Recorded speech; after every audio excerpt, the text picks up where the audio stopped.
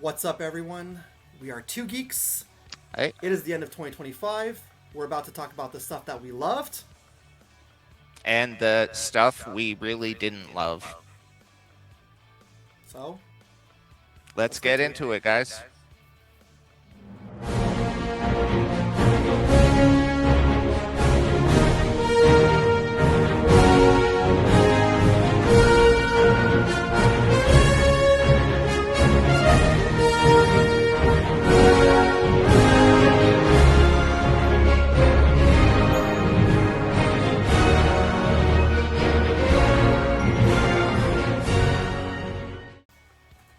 what's up, everyone? I know it's a little different format. We're not live today. Well, right now we're not In live. a sense. Yeah, in a sense. We are, I guess this is going to go up on Premiere, so technically it's live at the launch of the video. And we were both alive at the time of filming. Exactly. Well, it is the day before, what are we now? The day before Christmas Eve, I think, Spoonie, right? We're, the 23rd today? Something like that, yeah. Yeah. Got my Christmas sweater on, done wrapping those presents, got my coffee. Are you... I don't know if you're ready for Santa, Spoonie. I'm always ready. You're always ready for Santa. How you doing, Spoonie? Just enjoying the wonderful Canadian winter weather. It's officially winter, I guess. It's started on the 21st, 22nd? Yeah. I know winter, it's like the last month of December, winter officially starts. But here in southern Ontario, winter typically starts about October. That seems about right. Us too in Montreal, like maybe not October, but the moment that November hits, you barely even get to have that hoodie weather. Yeah. Winter hits in November, so We got a little bit more of a fall this year, but last year it was I think it was a week and a half. And then it went from summer to kind of cooler weather, and then it dropped so fast that the leaves falling off the trees were still partially green. yeah. It just got so cold that they didn't even have time to kind of normally die and fall off. They just... You know it's bad when Michael Myers could barely pack up and the snow's already here. Yeah. Art the Clown. That's why they were smart with Terrifier 3. They're like, you know what? October's here. As soon as November 1st hits, we know it's going to snow, so Art, put your Santa Claus outfit on. If you guys haven't seen Terrifier 3, it is Christmas themed. And, that whole scene with the mall Santa, if you've seen it, it's a very memorable scene, but I was surprised that they went there. Would you say it outdoes the whole scene in the bedroom of Terrifier 2? Bedroom scene. Where I don't want to go too much in detail because I don't want YouTube to start being like, we're going to take you down here. The whole scene in the bedroom of, I forget her name, the teenage girl, where he just Oh, yeah. Would you say it's worse than that, or would you say it's on par with it? In a sense, because of the setting. Right. But no, the bedroom, in terms of legitimate shock, Terrifier 2. Yeah. The bedroom. I feel like Terrifier 1, the only real shock was that whole sawing down. Yeah. Scene. I feel like Terrifier 3 had a lot of... Well, there was also when he went to the pizza place. Yeah. And he made the pumpkin. Yeah. Yeah, that's true. But yeah, the sawing in half was the most intense by far. I feel like Terrifier 3 was shocking in terms of gore, because they upped the gore, obviously, but I feel like it had more of a... It's really weird to say, but I feel like they had more of a comedic tone to the gore carnage, After the second one, I was kind of let down by the tone of this one, and I didn't think the story was as strong. No.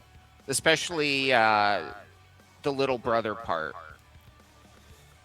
Yeah. Yeah. again, it's kind of difficult to talk about without going into details and stuff. And we don't want to And spoil. I mean, yeah. it's still relatively new. Yeah. I will say, like, that's what I liked about the second Terrifier is that you had these, like, well, I guess not really pointless characters in the first movie because I don't know why the names are escaping me. At the end, I'm not going to give away anything, anyways, because now Terrifier is already a 10-year-old movie, the first one. But Wow. you have a main Yeah. character in that movie who is a constant character throughout all three of them, right? But I do like that they start setting up the character in the second film with her attachment to her father and all the precognition, and I thought that was a neat setup. And like you said, it kind of was sort of a letdown in Terrifier 3, so who knows? We'll see what whenever they make Terrifier 4. We'll see how that goes, right? You know, they just came out with Terrifier game, Yeah, the arcade the game. arcade game. Yep. I saw that. I actually follow the actor who plays Art the Clown on social media. I did an unboxing of it because I think I'm not sure if it was PlayStation or the company who made the game sent him a PlayStation and the arcade game, so he unboxed that. Probably the company. Yeah. So, actually, that kind of segues into something we're talking about today. Some of our favorite things of the year. Now, do you think that 2025 was a good year for horror movies? So, spoiler, like if you saw the cold open, you guys stuck around for that. We're talking about our favorite things and our not so favorite things of 2025. Yep. Since it is the end of the year. But yeah, Spoonie, what do you think? Do you think it was a good year for horror movies in general? Honestly, I've seen quite a few movies these year, and can't remember which ones are actually from 2025. Okay. That one with James McAvoy, I think it's called "Don't Say a Word" or something. Was that? I think that was this year. I haven't It seen that one, was but I think it was this year. the weirdest thing about it. It's a remake of a Swedish movie that is primarily Yes, that filmed was in this year. English. Okay. So it's a foreign movie, but they speak 95% English throughout the movie, Okay. but they still felt the need to adapt an English version. That said, James McAvoy plays he plays unhinged really well. You've seen Split, right? Yeah, Split was a very good movie. Yeah, he's a fantastic actor. I also liked him as Professor X. To be honest with you. Yeah, well, the whole First Class Yeah. iteration, that trilogy or whatever, I thought was really good. I was in the minority though of those who liked X-Men Apocalypse. I don't know why. It just felt like it brought me back, kind of similar to like the '90s in X-Men comics. I don't know, but there was a lot of people who didn't like it. I just thought it was kind of neat. So. I just felt like they didn't handle Apocalypse well. I felt like he was kind of underutilized. That's fair. That's fair. I feel like he should have been more of a threat. Like, I understand they want to show him gathering all these other mutants. But that movie's, again, what, like 10, 15 years old at this point? At this point, I think so. Yeah. Can't believe that, man. You feel you're starting to feel old when you're like, didn't that just come out a couple years ago? Oh shit, 10 years ago. Yeah. Well, I don't know about you, but I feel like since 2020, it's felt like 10 years and not almost 6 now. Oh yeah. It's felt 100%. time's gone by really fast. I don't like talking about it too much because I know it triggers some people and I want to respect those people. But COVID, I feel like... Hear me out what I'm about to say here. I liked COVID, but I also did not like COVID. You're going to think that's a weird statement to make, and I'll tell you why I say I liked it. I liked it because I feel like for the first time in a very long time, us as a human race, us as human beings, we're coming together to help each other out. That's an excellent what I liked point. about COVID. That's the only thing. What I didn't like was exactly, it felt like, honestly, 2020, I don't know, COVID ended, COVID died down, really, I think, what, 2022? Maybe? 2022, 2023, somewhere around there. And it felt like, I don't know, it just felt like that was more than 3 years, you know? Yeah. We're 2025, and I'm not going to lie to you, Sometimes, if I feel the need, sometimes I'll put a mask on in the store, right? Because I have a little one too. I want to protect her, right? Well, and this time of year, it is cold and flu season, Well, right? that's Like, it. this is Exactly. when. Exactly. But yeah, it felt like forever though. Man, it Now, felt did you like see the South Park COVID special? I did, yeah. Cartman loves social distancing. He's got this whole song about it. He carries around a stick. Hey, 6 feet, 6 feet. He's hitting people. They do the Zoom call for the Yeah. school, and he pretends his web camera's busted. So they're like, okay, Eric, just turn your camera off. And he just does what he wants all day, and it's like the Yeah. greatest thing ever. But then when they have to start going back to school, he's really pissed off. That's, you know what, that's one thing I will say I liked about 2025. South Park came in strong so far Yeah. this season, and we all know who the president of the United States is this year. And I'm gonna say this right now: whether you support him or you don't. I feel like it's been a year that he's been president now, and it feels like even longer than fucking COVID. Man. That's what I mean. Like 2020 seems like a decade ago. You know, at least with COVID, it's like you kept hearing positive things, and he was okay. We're moving forward to ending this. You know, here comes the vaccines, those kind of things. And now with Trump and his administration, it's something different every single day in the news. And it's like I said, whether you support him or not, it's super exhausting. I find, you know. Yeah. Hey, here in Canada, we barely hear about Mark Carney, and I'm not gonna lie to you, that's a good thing. But in general, we're more obsessed with American politics than our own, which is kind of scary. That's true. No, that's true. That's if you ask Americans, and then I'm sure some of our viewers who are from the United States will agree. You don't get Canadian news or anything Canadian over there, except for maybe now, because who fucking knows why? This is also one of the worst things that happened in 2025.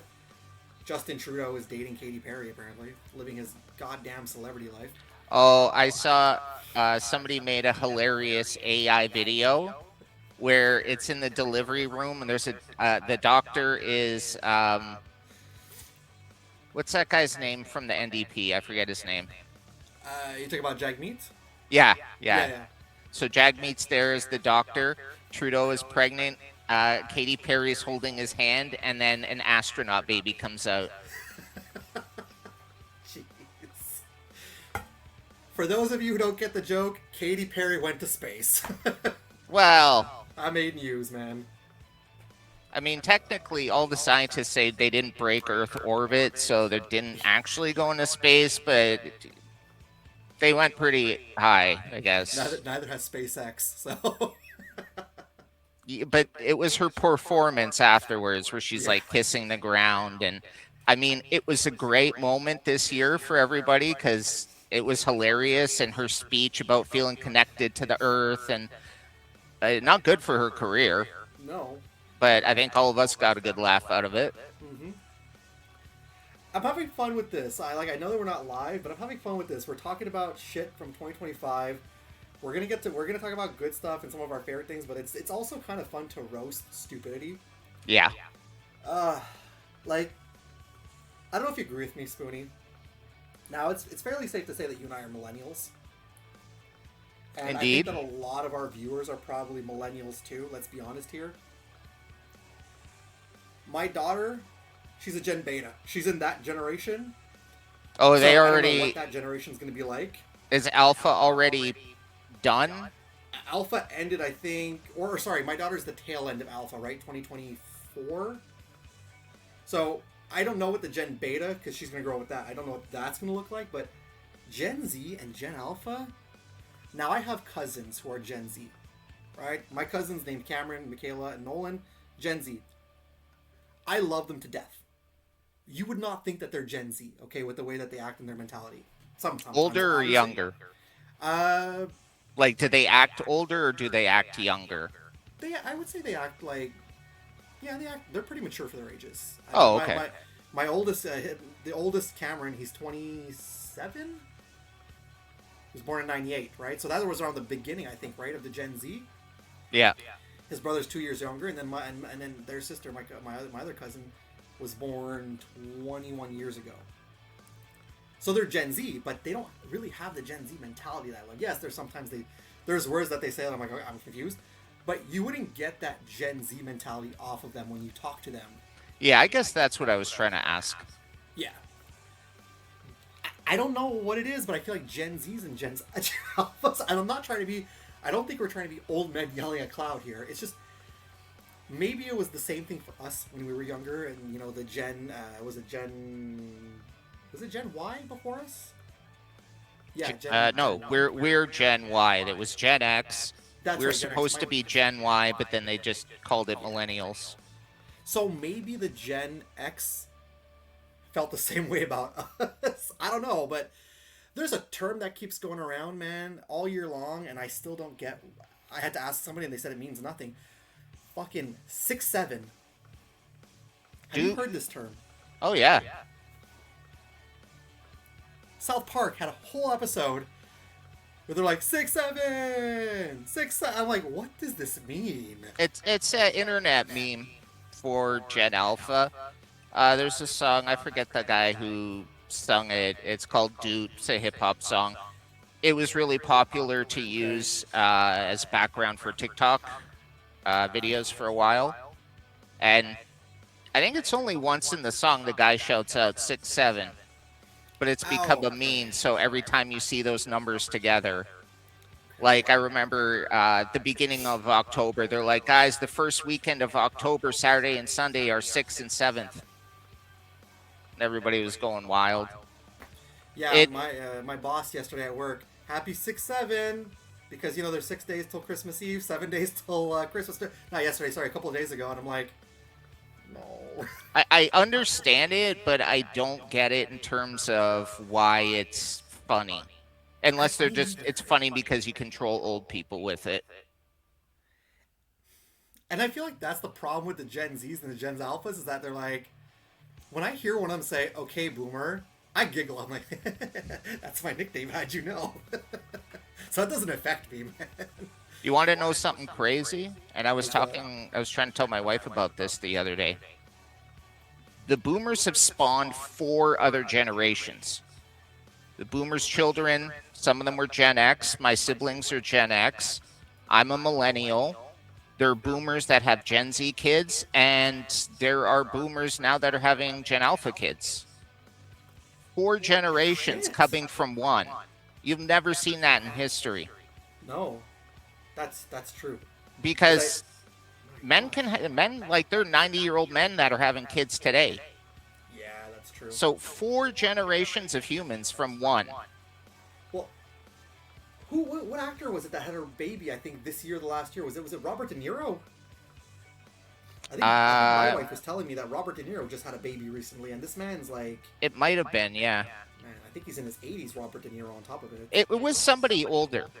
Well, was it Larry King had a kid when he was like 78 or something? There you go. I'm here thinking to myself, like, I just turned 39 this year, right? And my wife, she's a couple of years younger than me. But my daughter was born when I was 38. And I'm thinking to myself, my Lord, I'm old having kids. But I mean, it's one of those things where it was a decision, right? We want to make sure that we are going through life properly, we're established and all that. And we want to make sure it was the right time. But still, we're happy, but there's a few times where I think to myself, holy shit, I'm close to 40. I'm going to be 40 next year, and my daughter's not even 2. So it's like, you know? Yeah. You're still young enough. Yeah. Which, I'm sure you guys saw the announcement this year when I did the Michael Myers Mask review, and then we talked about it in the last stream. And even in my Mall Madness video where I collected all the Kiss comic books that you watched. Yeah, one of my favorite things of this year, I wouldn't say this year, it was 2024 in October, but one of my favorite things of 2025 was being a parent. And you know what they say, right? You don't know what life is like, and you don't know how to be a parent until you truly have your own child and you go through that stuff. And I really do feel like that's true. My wife and I have we've learned a lot. So I don't want to go into more details because I don't like talking personal stuff. But we've learned a lot, and being a parent is one of my favorite things of 2025. And Well, obviously, yeah, I one mean, of my it favorite things was, going on too. you're getting to that first birthday, so Yeah, yeah, we already had the first birthday, and it was a lot of fun. A lot of fun. you know what? I Just think to see that's the excitement. probably the best answer anybody could give to like, what's your highlight of the year? Yeah. I have a pack of things here on the side that I'm like, oh, this is this, I love getting this, I love getting this, but like, yeah, that's why I want to say it right now. My favorite thing, my highlight of 2025, besides celebrating 10 years with my wife, besides celebrating 3 years friendship with Spoonie, being a parent, because these human connections, those are things that you cannot, ask for anything better, right? You cannot make these things up, and like I said, you and I met organically. I Yep. was watching your Dollarama graphic novel haul videos, and I just started commenting, and through there, Spoonie and I became friends. We became best It's that buddies, and now I easy. think it's like we're best friends. Yeah, it's that easy. It's that easy. So, like I said, I have stuff on the side, but my top three, man, top three. No offense, Spoonie, that you're number three, but number Oh three no, I is don't. the The fact that I continued. rate at all is a huge thing. Yeah, your constant and growing friendship, the 10-year anniversary of my wife and I, and like I said, man, being a parent, those are the top three. What would you say are, if you could How, rank? how am I supposed to follow that up? We're What am I do gonna nerd be like? stuff, don't Oh, I worry. heard the Fantastic Four movie was good. Yes. They're gonna swing. I was gonna ask you what you would rank your top three things, like in general, your top favorite three things of 2025 would be. I'm not expecting to be on your list. I'm just asking like that. Well, like you say, the friendship, obviously. Like I don't have a specific order. Like Okay. if I'm rating at all, it's important. Yeah. Um, other than Nature might be that, one I something. mean, nobody I know has gotten really ill or anything like that. The it's like a second cousin I don't know. Somebody in my family recently had a child, like just the other day. Um, Congratulations. I'm very distant from them again, just because the weird nature of the relationship Yeah. and geographically. But I have met them before, and that's cool. Everybody's happy and healthy, Good. No, I'm glad to hear and that. yeah, and just trying to focus on that type of stuff. Like I said, with your heartfelt, sincere, like gratefulness, it's like, gosh, it's hard to follow that up, man. What are you doing to me? But I think Spoonie can attest to the fact that he knows because even when we talk, I'm he knows that's genuinely how I am, who I am as a Yeah. person, right? Same thing for Spoonie. I can tell you guys right now, Spoonie, what you see with Spoonie is the person he is in your life. I know that you're a shy person, but you're also very caring and you're a very giving person too. So what you see with us is literally what you get. We're not hiding behind characters. Like it's easy Life's to too short. Exactly. It's easy to go and say, hey, we're we have a show like Good Mythical Morning, Rhett and Link, and I can guarantee you those two guys are characters. I can guarantee Yeah. it, right? They're business partners. That amount of weird back and forth that they have, there's no way that they're like that with each other in real life. I don't think that friendship has been the same thing since they started Good Mythical Morning. No, you can like there's an inauthenticity, and I think that's something that a lot of people are kind of waking up to this year. Yeah, Um, exactly. we've had two big incidents within the last month and a half, or actually just within the last 30 days, the last month. So you've got your kind of guy drama and your girl drama. So the guy drama is longtime streamer Darkside Phil. Okay.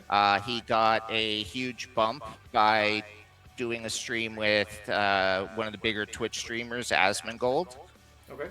So Asmongold put him on and brought a lot of people over to his audience. The thing is, Darkside Phil is like a living meme.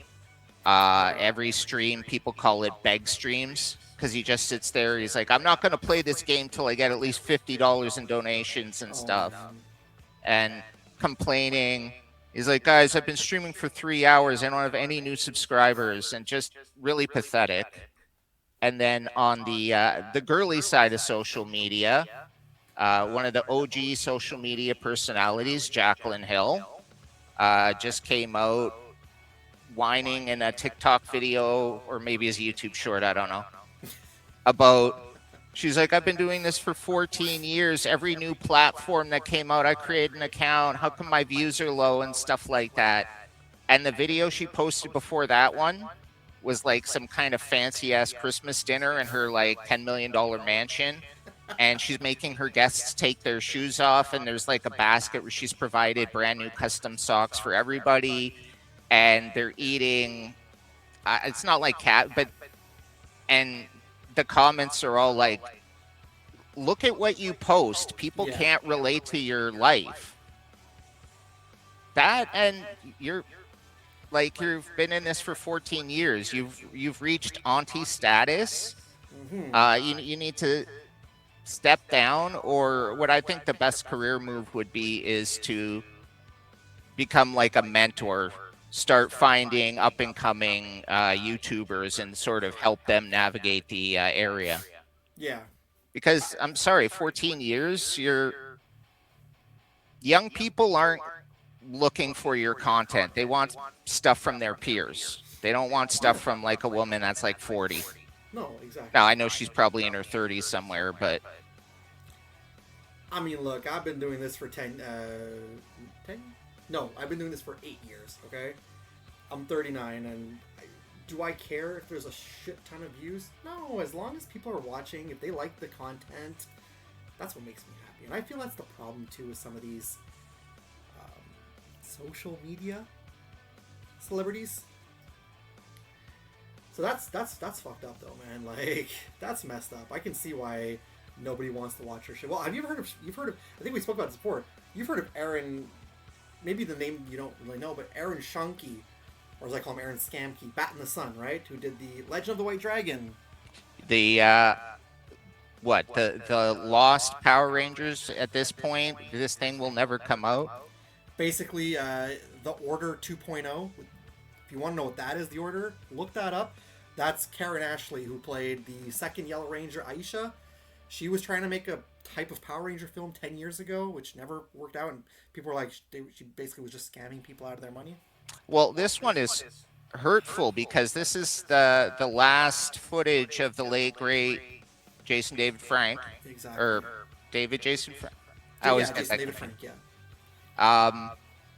Who obviously Tommy, the Green Ranger, the White like Red Turbo, Red Zeo, probably one of the most memorable members because he had one of the longest runs spanning across multiple iterations or whatever you want to call it, and just a really cool character in general, I feel. And so this was, and a wonderful I think, person too, Spoonie. I've met him. Great guy. I've heard he's one of the better, or was one of the better celebrities to meet because he was always very gracious to his fans. And this was what, like a passion project for him? Yeah. He was the main voice of the Power Rangers community. Okay. Yeah.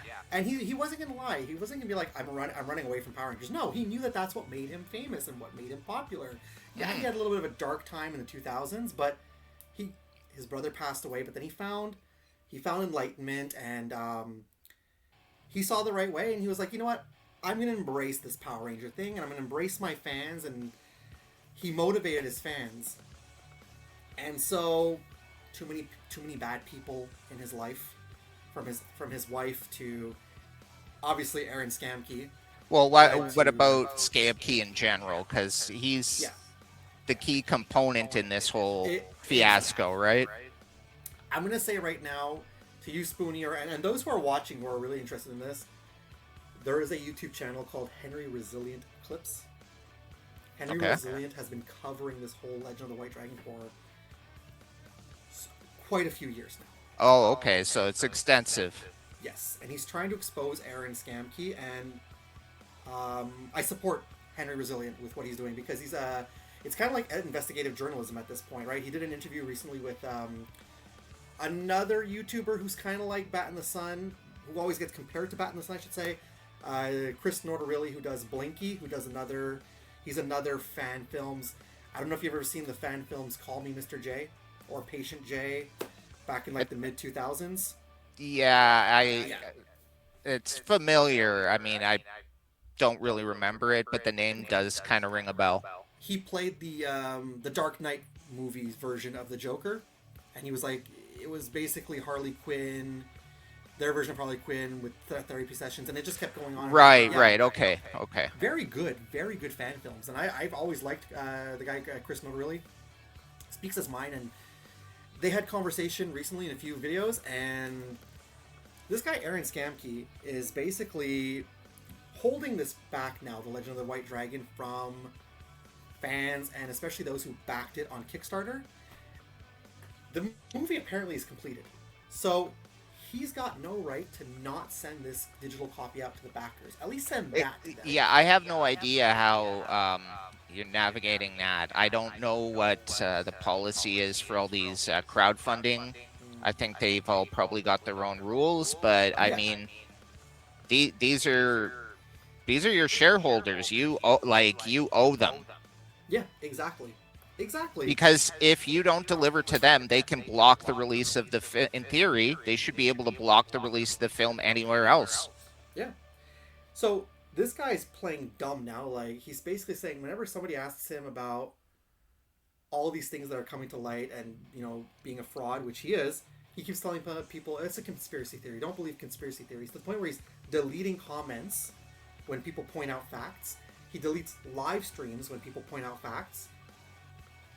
And I didn't even get to the best part of Legend of the White Dragon that's going to blow your fucking mind. Now he's focusing more on these new stupid superpower beatdown videos that Bat in the Sun is famous for. Mm-hmm. And they're doing it on Kickstarter, so he's asking for more money from people. With the fact that they're already doing costume fittings for all the other beatdowns that they have planned. But no, let's unlock this first till we get there, which makes no sense. Is that this kind of sound like a Ponzi scheme? Where yeah. like you raise money for this thing, and now he's asking other people for money, and he's going to use that money to fund the first thing, and then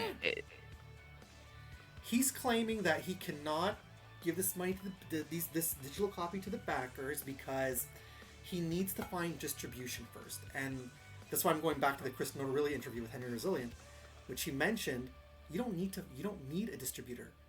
You can go on a fucking press tour. You can go on an independent route, show it at Comic-Cons. And that's what's going to gain hype for a distributor. Yeah. And you can still give it to the backers even before you get a distributor. It just seems like there's so much with the movie that he's just trying to hold back to get. Now, Netflix doesn't want this shit. Hulu doesn't want this shit. Tubi doesn't want this shit. That says he's a trying lot. to get a deal from cinemas, and cinemas don't want to give it to him. So this is a movie that's going to become lost media. Right? I think that's what you mentioned before. Lost media Power Rangers movie. Hopefully it doesn't end up like the ill-fated Batgirl movie. Yeah. It seemed like it was going to be good. I've heard it said that they completely digitally scrubbed the footage from every single server. So it's not like they could finish it if they wanted to at this point. Yeah. I don't know how true that is because I don't see them spending money and not keeping some kind of a copy of the footage, but... Yeah. Well, thankfully that didn't happen with Coyote versus Acme. People were so vocal on getting that film released, and I think it worked. So Warner Brothers is going to be releasing, I don't know when, but at some point, Coyote versus Netflix Acme. is going to be releasing it. Okay, there you go. That's another kind of exciting piece of news from 2025, just coming in at the end of the year there. Mm-hmm. Netflix buying Warner Discovery is the proper name. I'm going to say it's exciting, but it's also not exciting. And well, I mean, what is it, $83 billion? This is the largest financial transaction in human history. Yeah.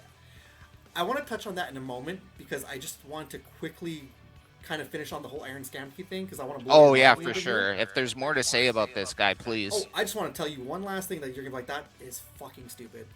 So the movie, they asked for $4 million for the movie, right, to have the movie made. Okay, fine. You're making a big budget movie, which I don't even think that guy needs $4 million to make this movie. Well, there's going to be effects, and you got to hire a lot of editors and stuff, Okay, right? fine. $4 million. Jason David Frank was on board with the $4 million, but in Jason David Frank's mind, that $4 million was going to be divvied up against a whole bunch of things. Okay. Aaron Scamke asked for half of the budget to direct the movie. Oh my God. David Frank did not believe that at first. And he was telling him at first, no, it's not true, it's not true. And then apparently he spoke to somebody who was, I guess, the financial backer of the movie. And they told him, yeah, no, he asked for $2 million. And when he confronted him on that, he's like, yeah, well, I need it. It's my fee for directing. Whatever bullshit he gave him. And I guess before his passing, he spoke with somebody in an interview, and he was like, that's bullshit. You're a director. You don't need $2 million for a movie. How are you taking half the budget to direct the movie? Something's not right. Yeah, no, it's something like that with such a low budget. He should have had like a back end deal where, like, if the movie makes more than $1 million, I get 7% of whatever the gross is. Yeah, but not half the freaking budget, man. Before you've even started filming. Exactly. You don't know if you're going to make a return on this movie, and you're asking for half the budget? So do they have any like trailers or promos out for this thing? I mean, or is it just we know from like... Oh, they put out a trailer in like 2019 or 2020 before the movie was even completed. It looks like a fan film. That's all I can say. It looks like a fan film with Jason David Frank, his daughter Jenna Frank, and I think of a couple of other Power Rangers sprinkled from past series. But that's all it is. It just looks like a fan film, right? I don't know if you've seen Ninjak versus the Valiant Universe. Which is done by Bat and the Sun also. No. Okay. That looks like a fan film. All his shit looks like fan films, but with a high budget. Oh, so like the new Ghostbusters movies. Well, wait. To be fair, I liked Ghostbusters Afterlife. Me too. I like that. Frozen Empire was questionable. But... I felt weird about Harold Ramis's posthumous presence in the film. Yeah. I hope somebody in his family signed off on that. I think so. Otherwise, I liked it. Yeah, but I think they did, and I think it was also one of his friends in Hollywood, like one of his closest friends, that played the stand-in for him. So that's also good, right? Okay. Yeah. Plus, Jason Reitman directing the movie. His father directed the original films. Yeah. So that made sense. But at the same time, I felt like they were really trying to nostalgia bait those of us who grew up or are very familiar with the original movies. Yeah, I feel like the direction they're trying to go in with these movies, which could be hit or miss, because Frozen Empire, I mean, that came out last year, so that's nothing to do with 2025, but I kind of feel like they were trying to do a real Ghostbusters type thing. Yeah. They had every way to do that. And I thought they were going to bring in Samhain for that, or if not Samhain, the Boogeyman, or what else was it? The Sandman. So I thought they were going to do that, but then they ended up with this weird character, like this demonic character weird ancient demonic character that freezes everything. And I found like Frozen Empire. They should have. They need to do a movie with the Boogeyman. Oh yeah. The fact that he's the one thing that actually scared Egon, I don't know why. When I was a kid, that just terrified me. Yeah. I think the second film should have been the Boogeyman, and then the third film they should have brought in Samhain, also known as some people know him, Sam Hain, the big pumpkin head, because he was frequently also a protagonist in the series. So I feel like that's the direction that they should have gone in. Yes, Ghostbusters Afterlife, fine. Bring back in Gozer, finish that storyline. That's cool. But you should have brought in, like you said, Boogeyman, and then maybe Sam Hain for the next movie. I don't know why you talking about that just reminded me of this, but we talked about earlier there was a Terrifier video game that just came out. The arcade game, yeah. I know that they released trailers for a Hellraiser game that's supposed to come out next year, and a Halloween game supposed to come out next year. And I think you get to play as Michael Myers in that one. Nice. Coupled that, there was also I think the Halloween, and was it Evil Dead 16-bit games that came out this year also? Was it this year or last year? I thought it was. Yeah, it was called like Retrocade or something. Yeah.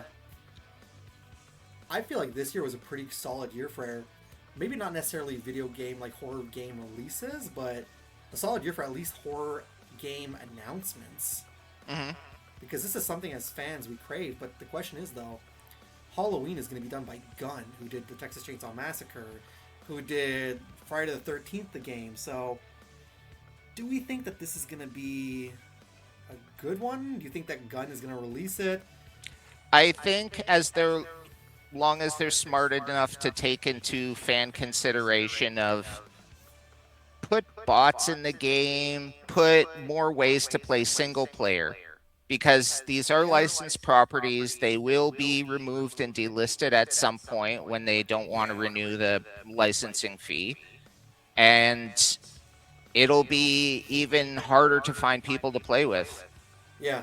I mean, the fact is there's so many video games out right now, and not specifically December 2025, just in general. There's so much competition. And unless it's a big game like Call of Duty where you know there's going to be millions of players, if it's a multiplayer-only game, like I never played Texas Chainsaw, but I played Friday the 13th. Yeah, and it's just if you can't find people to play with, what's the point of the game? Yeah, it's true. That's true. No, it's true. So I did see that Halloween is going to have a single-player component. Okay. Like, I think there's going to be, like, a little story. Okay. I'm not going to lie to you, man. The last game I played was the last game I bought in December of 2024, which was a solid game to buy, too, which was the Marvel vs. Capcom Arcade Collection. Mm-hmm. That was amazing. Amazing. Like, you've got all the Marvel vs. Capcom games. You even got X-Men Children of the Atom and The Punisher. The Punisher one, yeah. Amazing.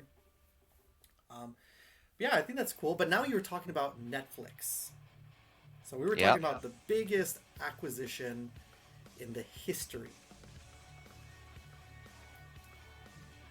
Do you want to know my thoughts, or do you want to put your thoughts in? Oh no, go ahead. I'd love to hear your thoughts. I feel like my thoughts are going to be a little more on the negative side, so that's why I like to have these conversations together, to see how we feel.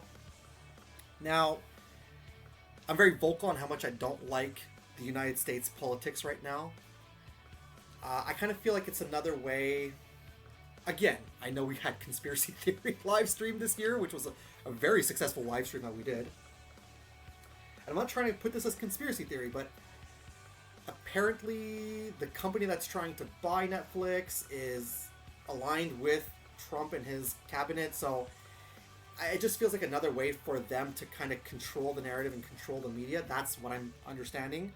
If it's true or not, I don't know. Okay? The other thing that is kind of worrying me about this about Netflix acquiring Warner Brothers, WWE, World Wrestling Entertainment, the biggest, let's be honest here, as much as I don't like them, the biggest wrestling promotion on the planet, let's be honest here. Easily, yeah. Okay? Do I think that they are in any way a good promotion? No, I think their product has not been good. And you and I have spoken about this. Their product has not been good since maybe the Ruthless Aggression era, when John Cena first came into the fold. That's the last time that promotion was ever good in any way. Well, and he was probably like the last big superstar they had. Like I don't follow it, right? But at least I know who Roman Reigns is. I know Cody Rhodes. Well, Cody Rhodes is pretty big, isn't he? He's kind of become the face of WWE. But here's the problem with Cody Rhodes. Cody Rhodes was popular when he was originally in WWE, and then he became Stardust, and he asked for his release. Cody Rhodes reinvented himself on the indies.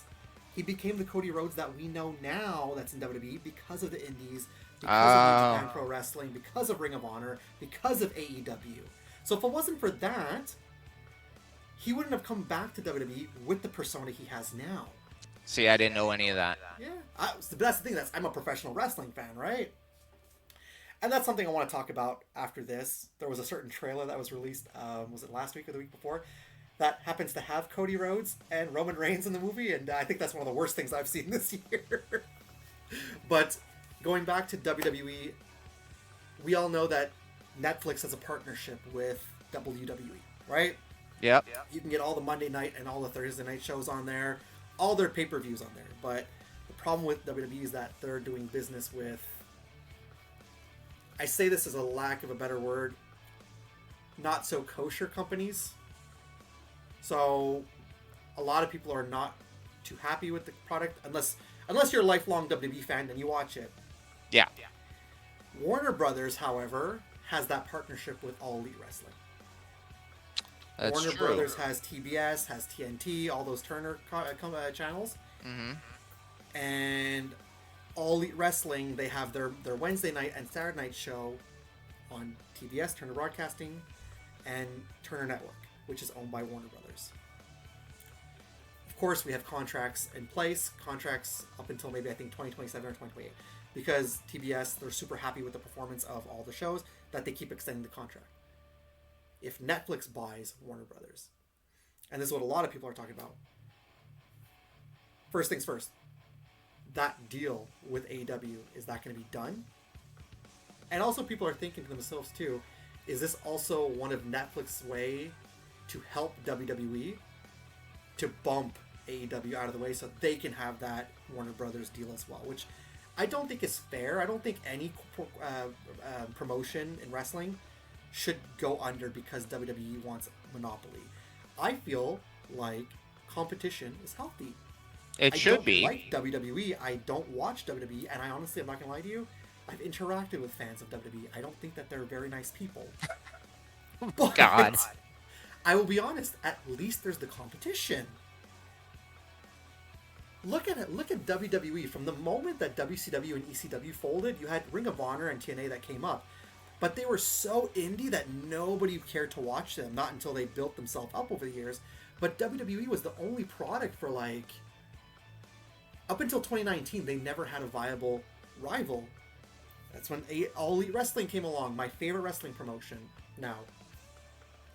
And I think competition's healthy. So it remains to be said, like, are we going to bump away AEW from this deal because Netflix is going to grab Warner Brothers and now WWE is going to have that monopoly? And we'll see. The cynical part of me thinks that, they're gonna intentionally tank AEW to put in a position where WWE can absorb yet another wrestling federation. Even though most of the people on that roster, a lot of them are people WWE doesn't want to work with anymore. But not just that, the numbers. If you take a look at the... Okay, WWE hasn't called it this since they've launched their thing. Premium live events is what WWE calls it, versus the pay-per-views that AEW put on. It's insane that the numbers are better with AEW. The wrestling, when it comes to the wrestling, they are much more positively reviewed than WWE. And now, another what the fuck of 2025 was Sports Illustrated. When it came to their wrestling awards, I think WWE only got one award. Best Match of the Year with the 4 women, which is always cool to see the women wrestle. But everything else, I think they had 15 awards. Out of 15 awards, it was dominated by All Elite Wrestling. Sports Illustrated, by the way. And that kind of pissed off WWE. But I can imagine. But that goes to show you, if your product is really that good, Sports Illustrated, for example, will tell you, yeah, you deserve these awards. Yeah, and it's a wake-up call that WWE needs to look at what they're doing and try to figure out what is it that people aren't getting from us that they're getting from AEW. Exactly. Put out a better product. Triple H is not the second coming. Triple H is just a junior Vince McMahon. Everything he learned from him. Yeah. So why people thought he was going to be the second coming? Oh, because of NXT? Yeah, I watched his product of NXT, and it was fantastic. But if you like that, NXT has not been like that since Triple H started running WWE, but AEW and Ring of Honor are very similar to that style. If you like that. But yeah, that's my thoughts on the Netflix acquiring Warner Bros. Because that's, let's be honest, that's probably the biggest news of the year. What are your thoughts and your takeaway? And I didn't even talk about Jimmy Kimmel, and I don't even want to get into that. I feel that was a really weird moment of I think all those late night shows have run their course. They existed back in the day as a way to promote upcoming films Yeah. or music album releases, stuff like that, because it was sort of a way to broadcast that information to the masses. You can tweet that stuff out now. Everybody knows about it. It's on Facebook. It's on or at least be on YouTube. Right? Whatever your social media platform of choice might be. You can directly get that information to the audience. So you don't need to do these phony sit downs with people that don't like you and people you don't like. And yeah, I agree with you. I agree. like you can just, everybody has a phone. A celeb can just pick it up, make like a TikTok or YouTube short or whatever, 30 seconds. Like, hey guys, a new movie coming out on Friday. I hope you come see it. Thanks. Yeah. You don't need a fake. So I think talk shows in general, not just Jimmy Kimmel, all of them, I think they need to change the format. Have you watched Saturday Night Live at all in the last couple of years? Yeah, I've always been a big fan of Saturday Night Live. I just haven't watched it this year because there were so many from the cast that left last year that I was like, I don't know how to this year. Bowen Yang, the Asian guy, just announced he's leaving. Oh, really? Yeah. Wow. Well, I mean, between the Barbie movie and the Wicked movies, I think it's very clear that he's outgrown SNL. Yeah. Well, he's doing pretty well for himself too, Bowen Yang, you know? We were shocked when, what's her name, Ego Wodum, who was like, yeah, I'm resigning with SNL, and then mic drop at... Yeah, that was kind of surprising. Yeah. I adored her. I thought she was one of the funniest cast members. And I agree with Vanessa, kind of like my wife, she said it, like it's weird to see them get fired or leave because we feel like they were finally in a place now where it's like after so many years of struggling with cast members and how to get their footing, they finally had a solid cast and solid footing, and now it's like crumbling again. You know what I mean?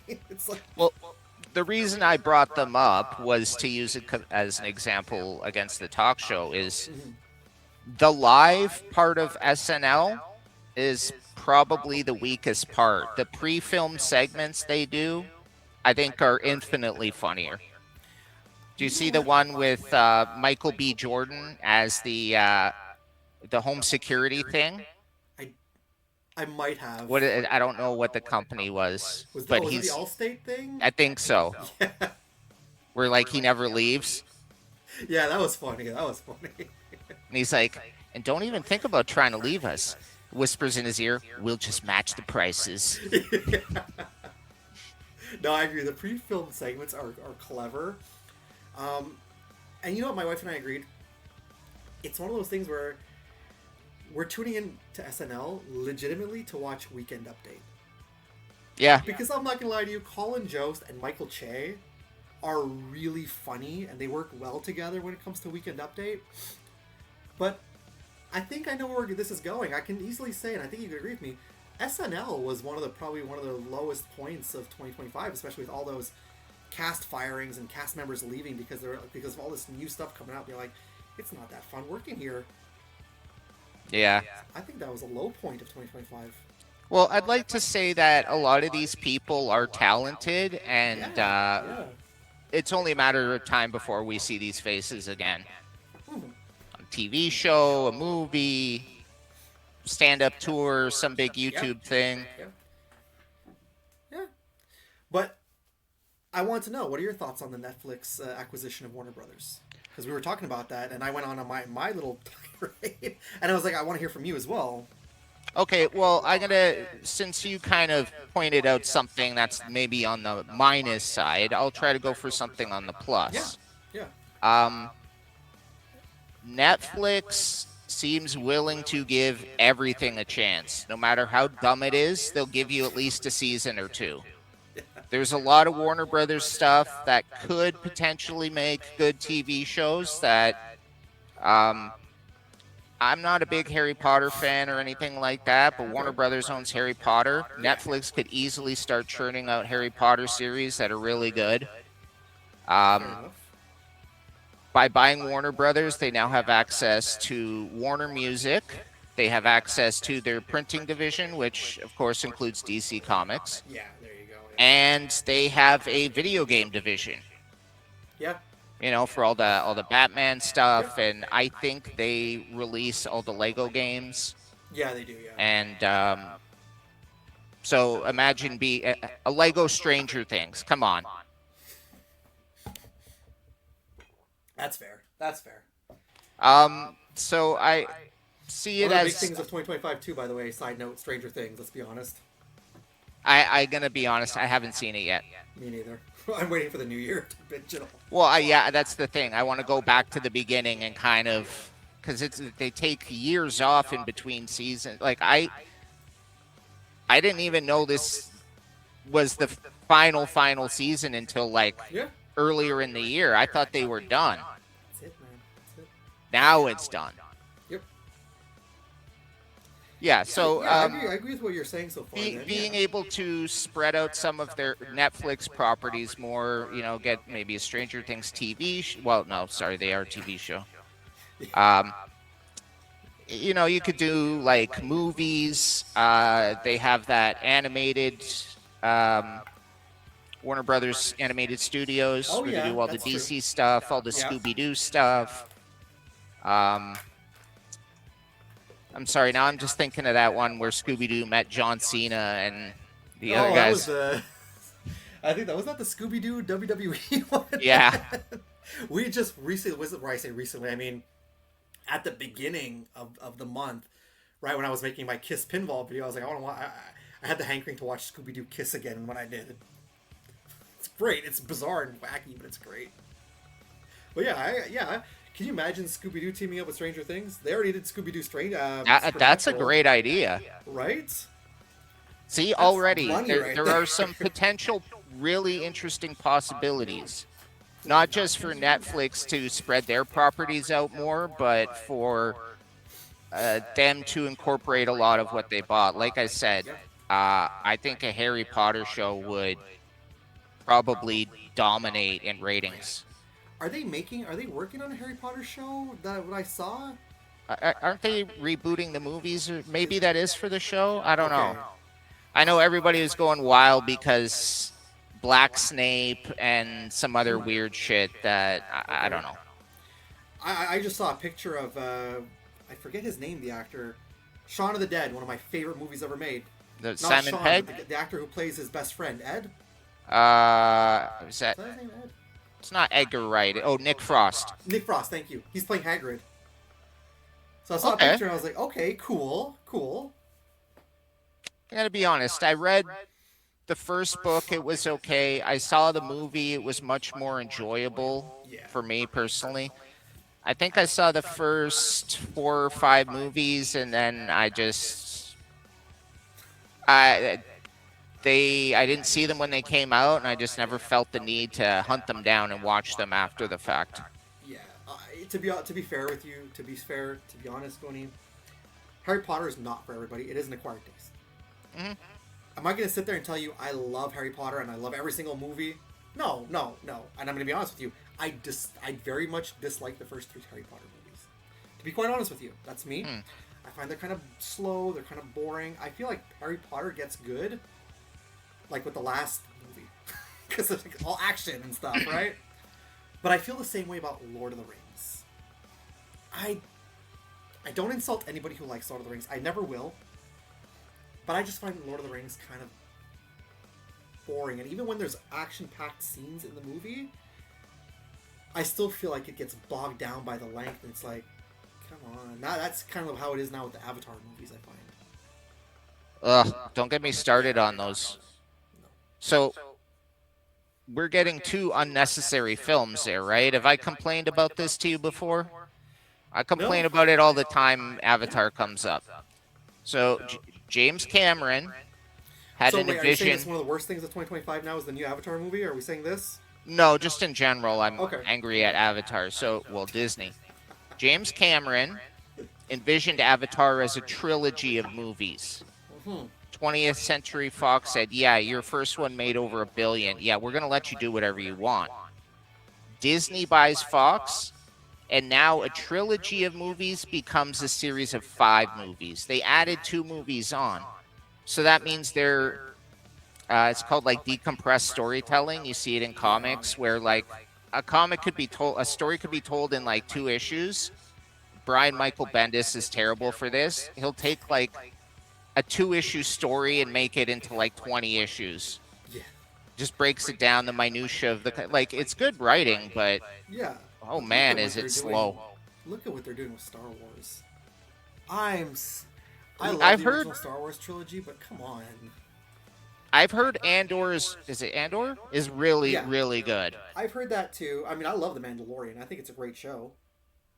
I've seen even people that don't really like Star Wars anymore say that Andor is like the best thing they've done, Okay. maybe since Rogue One, which is the best thing they've done since, Isn't it related to Rogue One though, Andor? Maybe. Because I don't know. Cassian Andor was in Rogue One, if I'm not mistaken. All I know is that I've heard Andor boils down to basically Les Mis in space. Okay. I should Like check it's it out. about this sort of like this political regime that's taking over and oppressing the citizens, and there's this kind of uprising. And Okay. I've heard So- it's one of the better Star Wars products, or actually is the best Star Wars thing that Disney's put out. Nice. Okay, yeah, honestly, I should probably check it out because I do like Star Wars, so I've been meaning to, I just haven't got around to it. Which makes me ask the question to you. As we start to dwindle down now, as we start to get towards the end of this conversation, movies, TV shows.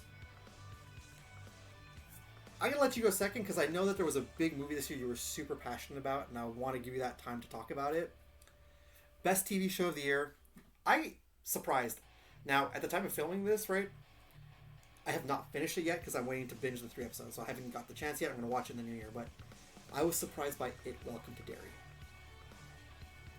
I was very disappointed by Alien Earth. Yeah. Now, I haven't seen Welcome to Derry yet. I highly recommend it. Yeah, you were saying it was really good. But I don't recommend Alien Earth. I was really let down by that one because it was done by, I think the guy's name is Noah Hawley. Yeah, the guy He did created the Fargo he series, created right? Fargo. Yeah. He did the based off Marvel Comics. He did the Legion show. Yeah, For that's what you're saying FX. too, yeah. Both very good. Yeah. And then this just... But again, this is now Disney running the Aliens franchise. Exactly. I mean, I was literally just telling you what they did to Avatar. So who knows how much of corporate interference affected the show. Yeah, exactly. Because Yep. I feel like this producer has a really good track record, this creator, and there's no reason this show shouldn't have been better. No, exactly. So big letdown. Rapid fire a couple of things too. I didn't get to see very many movies this year. There's a lot that I wanted to see, but I didn't get to see any. So if those of you are gonna say, "What about this movie? What about Frankenstein?" I saw what I saw. I'm a parent now. I saw. How many movies did I see in total this year? I think I saw 2 movies maybe. I saw Fantastic Four: First Steps. I thought it was good for what it was worth. And I feel like I'm missing a movie. And I saw Toxic Avenger. Mm-hmm. I love Toxic Avenger. I think for me personally, that's my favorite movie of the year of things that I've seen. And in terms of comic books, I'm not going to lie to you. I thought comic books was an okay year. I think the worst comic book of the year so far is Batman Hush 2, which I had such big hopes for because it's Jim Lee, it's Jeff Loeb coming back. Yeah. Artwork is phenomenal. You can't go wrong with Jim Lee's artwork. At least there's that. Yeah.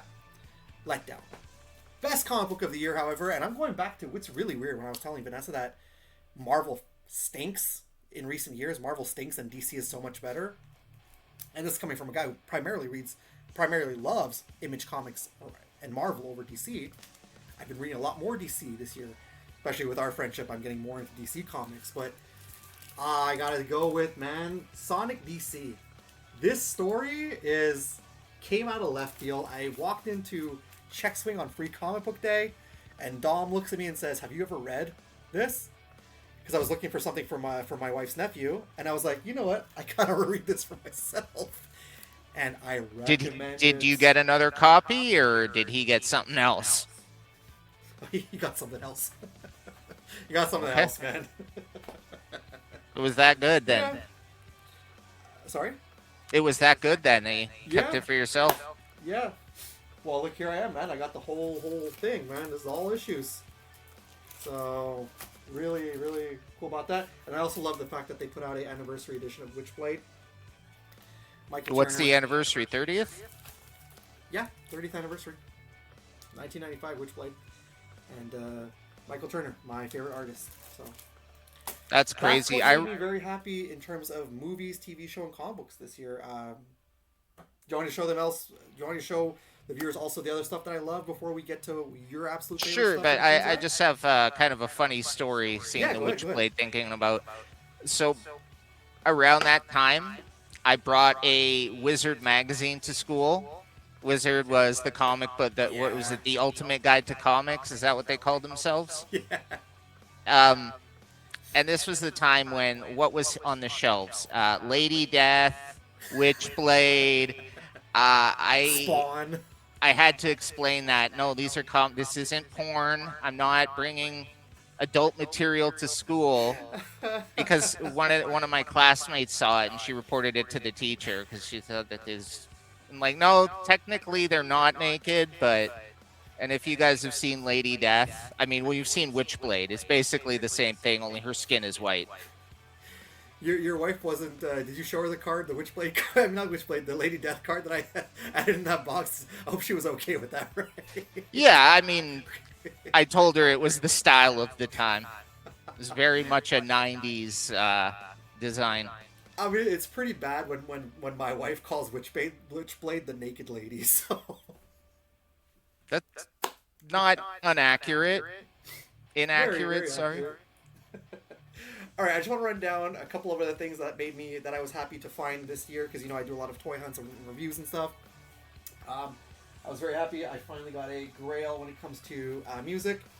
So really happy that I got the Psycho Circus Kiss vinyl this year. So that was a happy, good thing. Physical media. Not a big fan of Mark Calloway, the guy who plays The Undertaker. I've always heard like really bad things about him, but I've always been a fan of The Undertaker. I love Taker, but yeah. But finding this rare VHS of The Undertaker this year was really cool.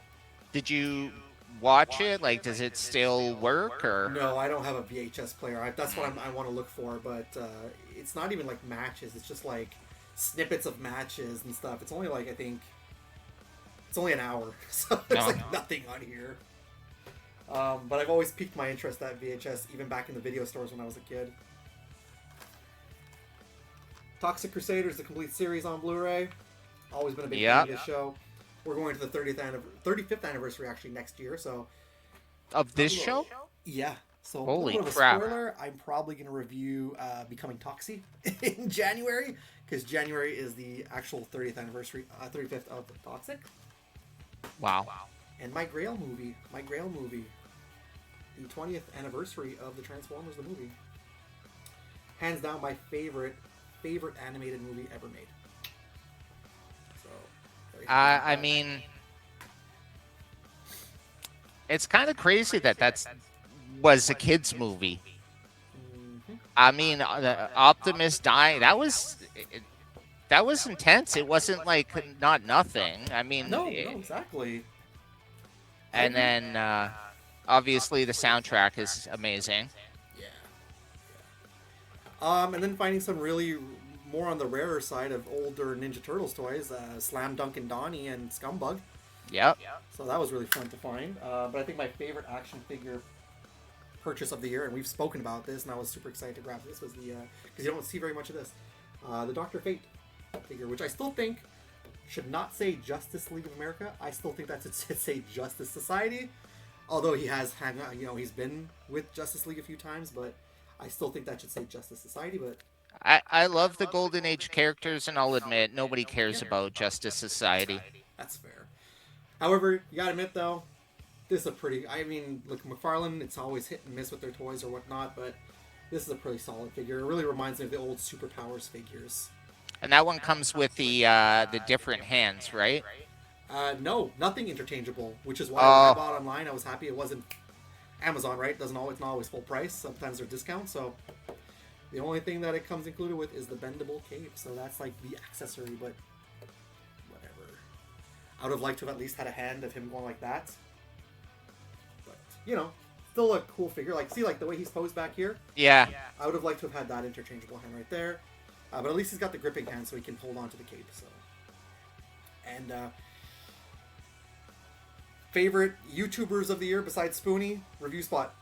Saw this from Review Spot. So a lot of toys that I don't buy modern toys very often, but a lot of the modern toys I pick up is because I see it first reviewed by Spot. So there we go. That takes care of everything for me this year that I disliked and I liked. Spoonie, go ahead, man. Your turn. What you loved and... Right? Go ahead, man. Okay. Well, I haven't really done a video on it yet. The last video I put out was kind of an unboxing where I got 4 more of them. These DC Compact Comics. Yeah. Where you're getting like all this story in like a paperback novel size format for 10 US, 13.50 Canadian. I just got the full Jeff Loeb Tim Sale Batman The Long Halloween. To get that for $13.50 and whatever taxes, Yeah. Fantastic deal. Oh yeah. And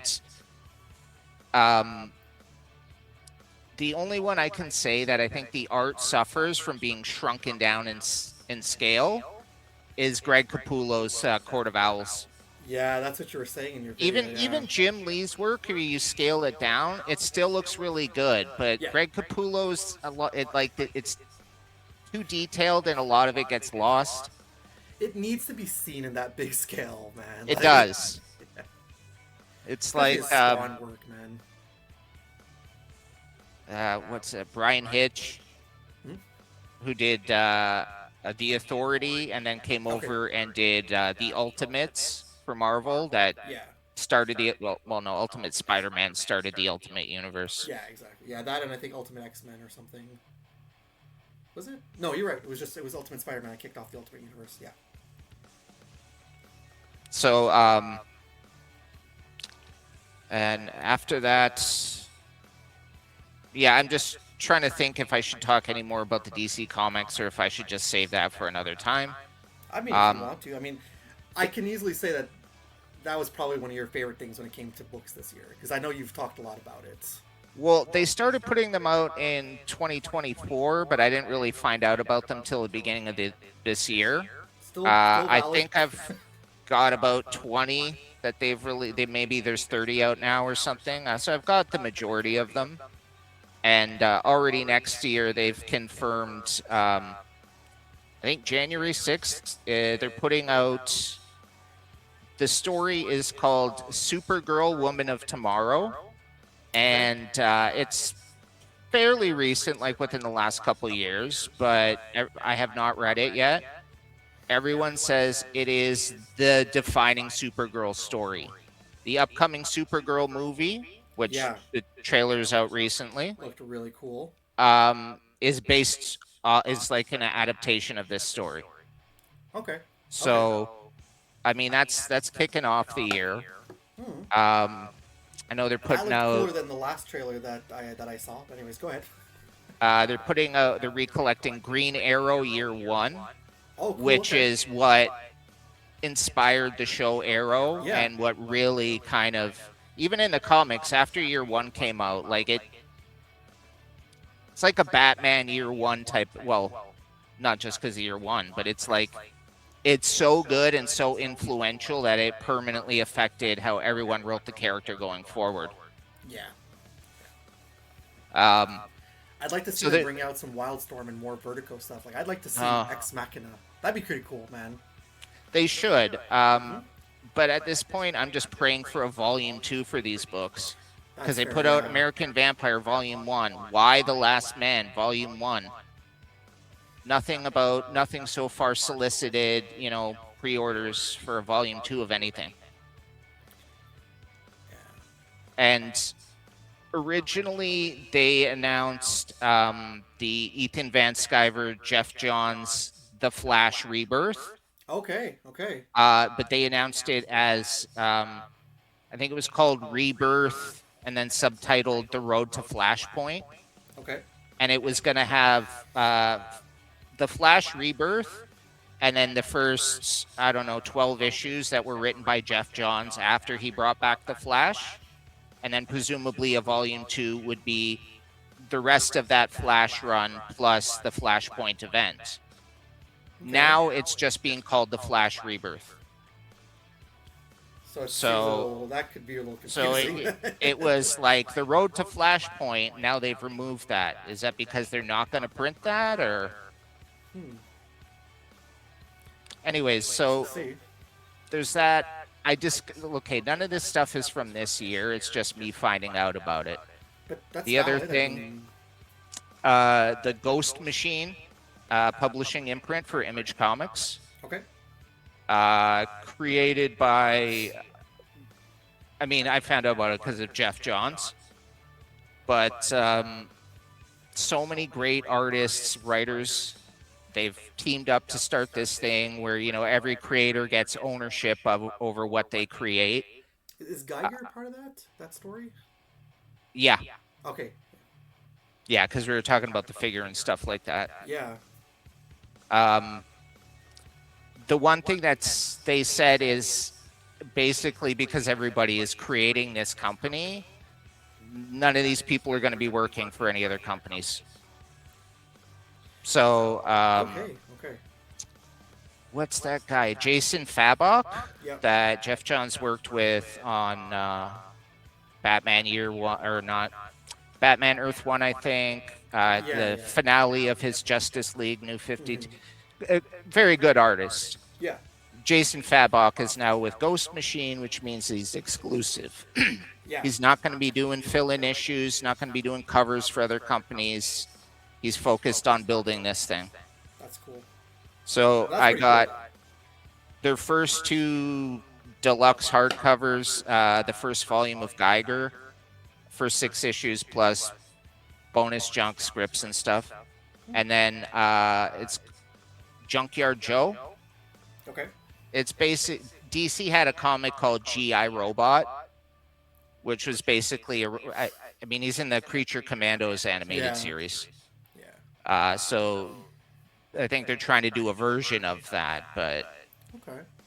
like any true book collector, they're still in the shrink wrap on my shelf.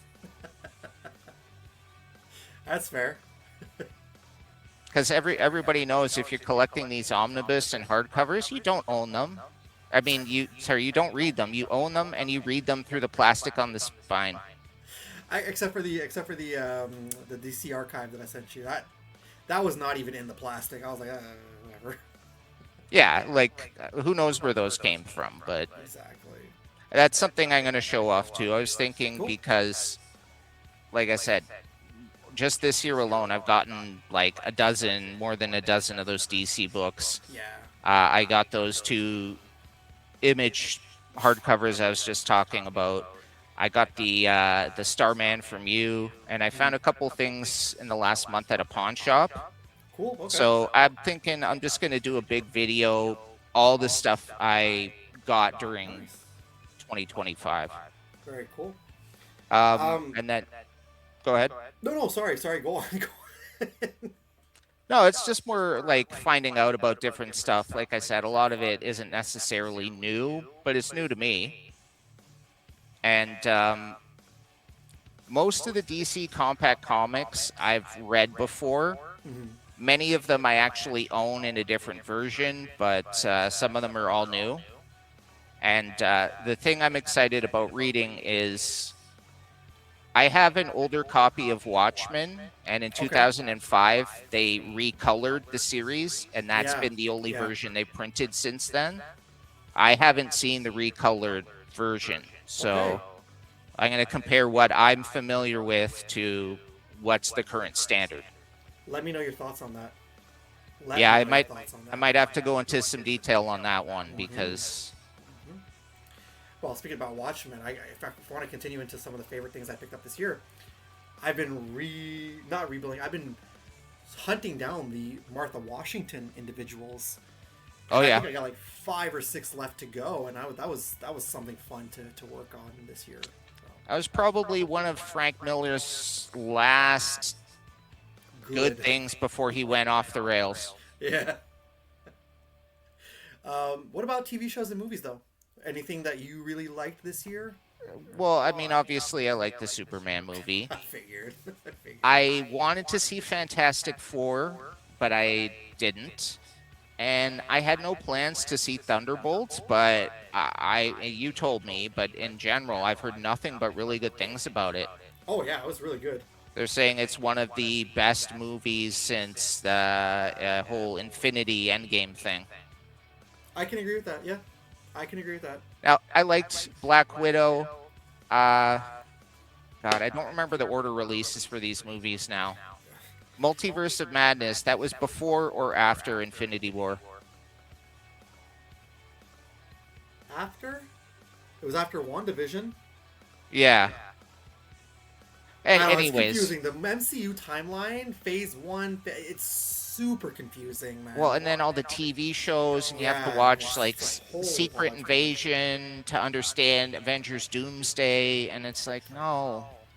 You just jogged my memory. I said that It Welcome to Derry was the best show of the year, and you know what? I'm gonna say not a close second, but I think actually I made a mistake. It Welcome to Derry, tie, and Daredevil Born Again. I did not see that, but Loved it, loved it. I mean, I think it's really smart the casting on that, and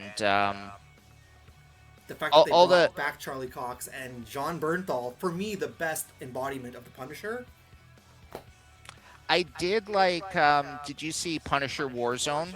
It was from Yes. like 2008. Yeah, yeah, I liked that version yeah. Me too. as like an older version of the Punisher, where he's Yes. old and tired, and when he's not out killing people, he basically just goes back to his base and sits there. And He I resets his broken nose and he just sits there waiting to go out again. and I appreciate that they didn't have to go through the whole damn origin story again. We saw that already. They recapped, oh, he lost his family, and that's why he does this. I like that. I feel like that movie is really underrated. A lot of people gave that movie rap. I think it's because the movie was a little bit too violent for people, but I appreciate it. And I thought the guy they chose to play Frank Castle, he looked similar to the comic book version, and I thought it was great that they brought in Jigsaw as the villain of the movie. Mhm. So, yeah. Much better than the other one. Now, don't get me wrong. I think the first not the first one, but the one from the 2000s. With I John thought that Travolta. that's Yeah. what I was gonna say. I like the movie, but I like John the actor who Travolta. played the Punisher, but the story was weird. and of course you've got that fight scene with Kevin Nash. Well, at least they brought the Russian in. Yeah, At least they brought him in. They did he something really right got there. stabbed, right? Yeah, and he didn't realize it until afterwards. What does that tell you about how big this guy is? That No, right? So they were supposed to use one of those knives where as you push the blade will retract into the hilt or whatever, but the spring jammed, so he actually stabbed Kevin Nash in the chest. But because the guy's so massive and it was only like a 1-inch, 2-inch blade or something, he like didn't even really notice. Yeah, And that's the part they left in the movie. Yeah, that's true. Oh man, I've heard so many stories that Mick Foley are two of the nicest guys in wrestling, which is cool. Oh, Nick, I mean, I think with Mick Foley, it's pretty obvious. Like, the guy is just... He's one of my heroes when it comes to wrestling. He's like, I think if I think about all the wrestlers of all time that I've ever watched, I would say that I put up, like, I'm talking about legends here, right? Like, before the guys that I admire now in AEW. I'm putting Stone Cold Steve Austin, and I'm putting Bret Hart, and I'm putting Mick Foley up on that pedestal. I think those guys, like, yeah. Can't disagree with you there. Yep. Okay, I feel like we're winding down a little bit. We've been on here for about an hour and a half now. I think we've spoke about pretty much everything we wanted to speak. I mean, you touched briefly on Superman. I'm surprised you didn't want to talk more about Superman. I think we've talked about it on a past stream. It's the best Superman live action. I mean, if you like some of the animated stuff. But it's the best live action Superman movie they've put out because they say, you know what, Superman's been around for more than 80 years or 80 years or something at this point. Yeah. Everybody knows the origin. He's an alien. He came to Earth. Last person is dead planet, whatever. So they just jump like this is like 5+ years. Superman's been around. There are other heroes around. The world knows about heroes and villains, and it's not this Yeah. shocking thing. So it just gets right into the action and the story. Lois Lane knows who Superman is. I think they're married in the movie, or they're at least Okay. living together.